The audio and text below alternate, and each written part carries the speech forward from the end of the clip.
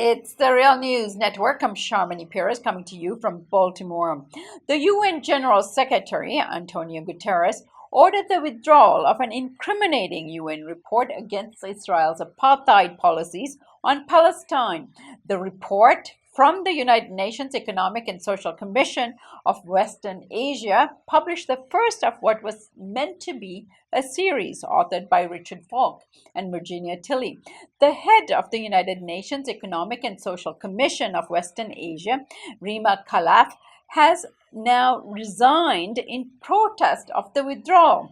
In an unprecedented decision, the UN report found that indeed Israel is guilty of the crime of apartheid.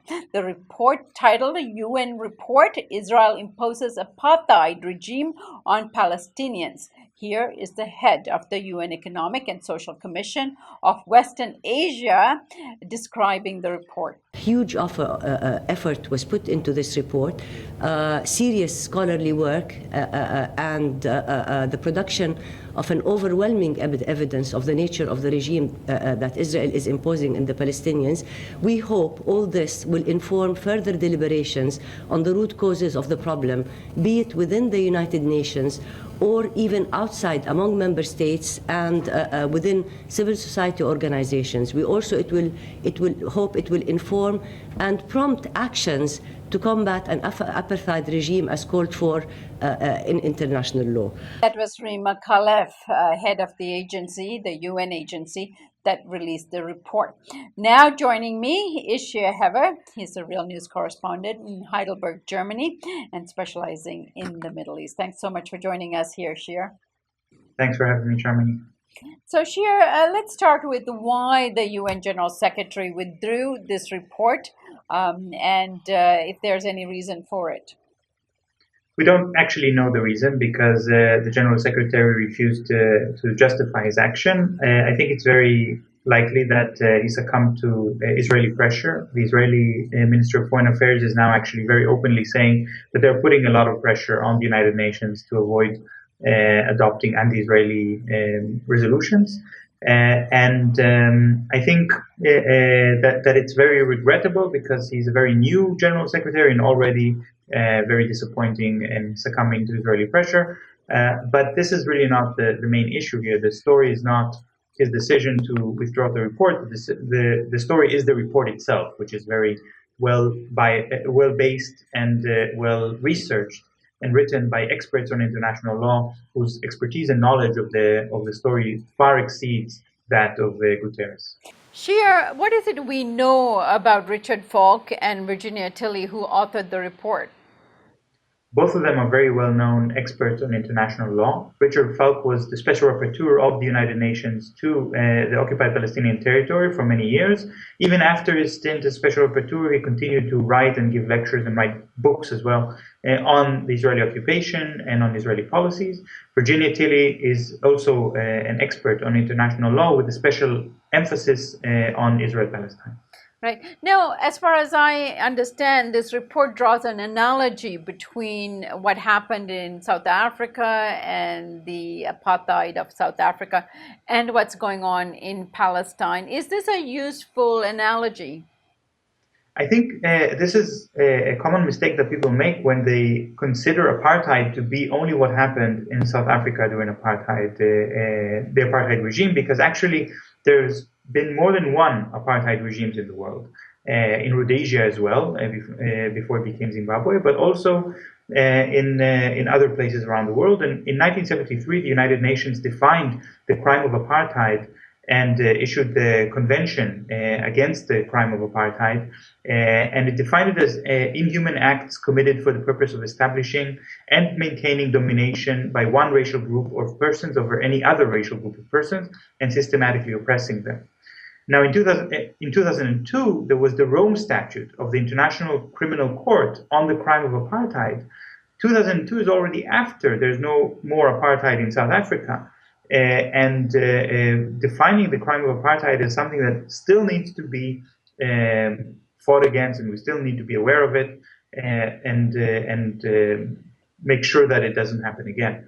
So in that sense, it's very relevant. And in the case of Israel-Palestine, we see many examples of apartheid, unfortunately, not only in the occupied Palestinian territory, but also inside Israel. What I think is interesting is that for Israelis, for people who speak Hebrew and people who are familiar with Israeli culture, this is absolutely not surprising. They would not consider the UN report to be some kind of shock because the Hebrew word for apartheid is hafrada. Apartheid just means separation, and the word in Hebrew is hafrada. And this word is used by Israeli politicians, Israeli military generals, police officials constantly and unapologetically. There's no problem in having separation or segregation within schools, within workplaces, on roads. In my school, for example, there was not a single Arab student. Now, legal scholars like John Reynolds and John Daugard published an article in 2013 and focused on the apartheid in the occupied Palestinian territories. They left aside the question of whether apartheid also exists inside Israel's international borders, and this is what this report, I think, nails. So give us a sense of what the report says about this. Yeah, well, this article by John Reynolds and John Dugard was a very kind of seminal article, and it really proved with legal authority that all of the specific articles of the definition of the crime of apartheid apply to the Israeli control of the occupied Palestinian territory.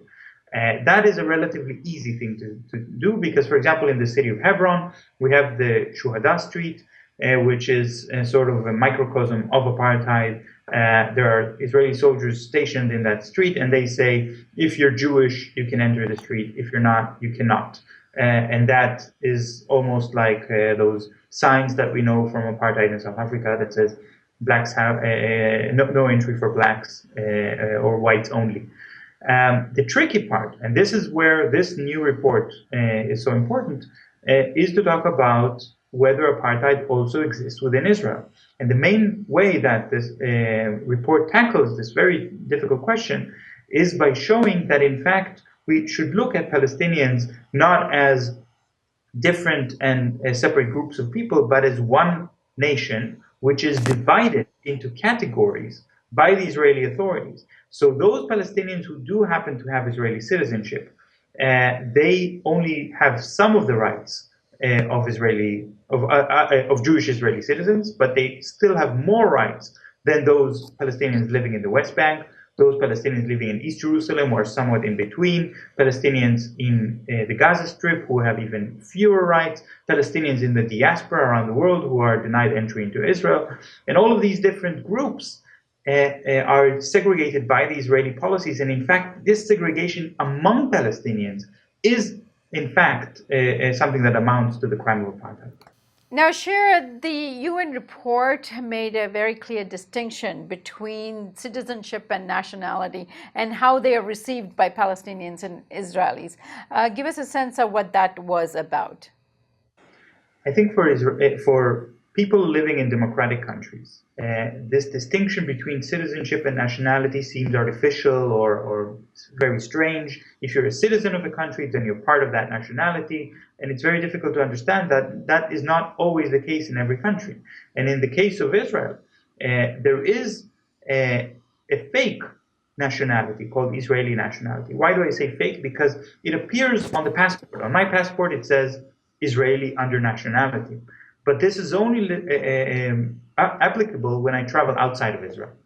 Inside Israel, I also have to carry an identity card. And on my identity card, under nationality, it says Jewish. And there is a group of Israeli citizens who made an appeal to the Israeli Supreme Court saying, no, we don't want under nationality to say Jewish, we want to say Israeli. And the Israeli Supreme Court says, but there is no such nationality recognized in Israel. Israel does not recognize an Israeli nationality. It only recognizes the Jewish nationality. And Palestinians of any religion other than Jewish, if they want if they're citizens of that state, they don't have a recognized nationality. Their nationality is simply not recognized. And this is very important when it comes to collective rights, because there are a lot of laws in Israel that cement the collective rights of Jews, their right to immigrate to Israel and become citizens, their right to own land, their right to have certain freedoms of freedom of expression and freedom of occupation and so on. But these freedoms, when they are defined as collective rights, don't apply to non-Jews. So even Palestinians who are citizens and have the right to vote, they do not have the right to form the majority of the political system, because that would undermine the Jewish nature of the state, and that means that they actually don't have national rights, they only have citizenship rights. All right, Shir, let's end this segment. And in our next segment, we're going to continue our conversation about this report and what should be done with this report. Please join us again on the Real News Network.